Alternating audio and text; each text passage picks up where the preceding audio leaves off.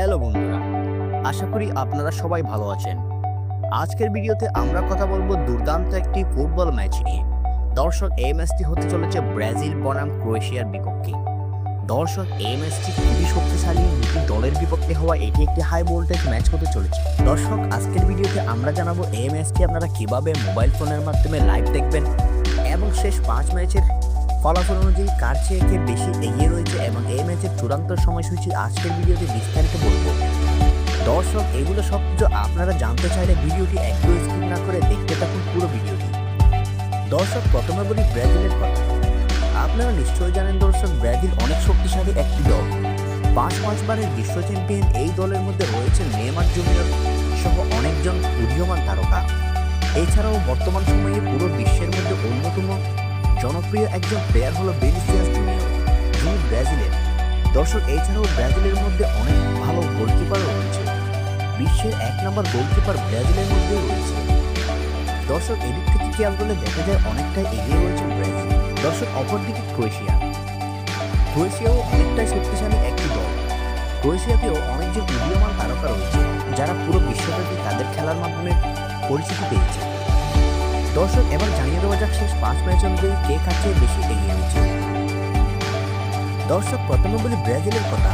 দর্শক, ব্রাজিল তাদের শেষ 5 ম্যাচের মধ্যে 3টিতে জয়লাভ করেছে এবং 1টিতে হেরেছে এবং 1টিতে ড্র করেছে। অপরদিকে বলি ক্রোয়েশিয়ার কথা। ক্রোয়েশিয়া তাদের শেষ 5 ম্যাচের মধ্যে 4টিতে জয়লাভ করেছে এবং 1টিতে ড্র করেছে। এই দিক থেকে খেয়াল করলে দেখা যায় ক্রোয়েশিয়া একটু ব্রাজিল থেকে এগিয়ে রয়েছে বর্তমানে। তবে দুদলই অনেক শক্তিশালী হওয়ায় ম্যাচটি হতে চলেছে অনেক হাড্ডাহাড্ডি।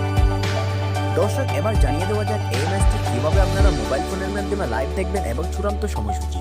দর্শক, এই ম্যাচটি অনুষ্ঠিত হবে এপ্রিল মাসের 1 তারিখ বাংলাদেশ সময় সকাল 6টায়। দর্শক, এবার জানিয়ে দেওয়া যাক এই ম্যাচটি কিভাবে আপনারা মোবাইল ফোনের মাধ্যমে লাইভ দেখবেন। দর্শক, এই ম্যাচটি মোবাইল ফোনের মাধ্যমে লাইভ দেখার জন্য আমি আপনাদেরকে 2টি উপায় বলবো। এই 2টি উপায়ের মাধ্যমে আপনারা এই ম্যাচটি লাইভ দেখতে পারবেন। দর্শক, এই 2টি উপায়ের মধ্যে প্রথমটি হলে আমি আপনাদেরকে 2টি অ্যাপসের নাম বলছি, যে 2টি অ্যাপস আপনারা প্লে স্টোরে পাবেন না। ক্রোম ব্রাউজার কিংবা যে কোনো একটি ব্রাউজার থেকে ডাউনলোড করে নামিয়ে নিতে হবে। খেলা চলাকালীন সময়ে এই অ্যাপ 2টিতে ঢুকলে আপনারা দেখতে পারবেন এই ম্যাচগুলো লাইভ। দর্শক, এই 2টি অ্যাপসের নাম হলো একটি ফুটবল টিভি hd.com, অপরটি স্পোর্টিফাই অ্যাপ। দর্শক, এছাড়াও আমি আপনাদেরকে দ্বিতীয় যে উপায়টি বলবো এই খেলাটি লাইভ দেখার, এই উপায়টি হলো একটি ওয়েবসাইট। খেলা চলাকালীন সময়ে এই ওয়েবসাইটে ঢুকলে আপনারা দেখতে পারবেন এই ম্যাচটি লাইভ। দর্শক, এই ওয়েবসাইটটির নাম হলো yesintv.com। দর্শক, আমার প্রেডিকশন অনুযায়ী খেলাটি 1-1 গোলে ড্র হতে পারে কিংবা 0-0 গোলে ড্র হতে পারে। দর্শক, আপনার মতে এই ম্যাচে কি কেউ জিতবে?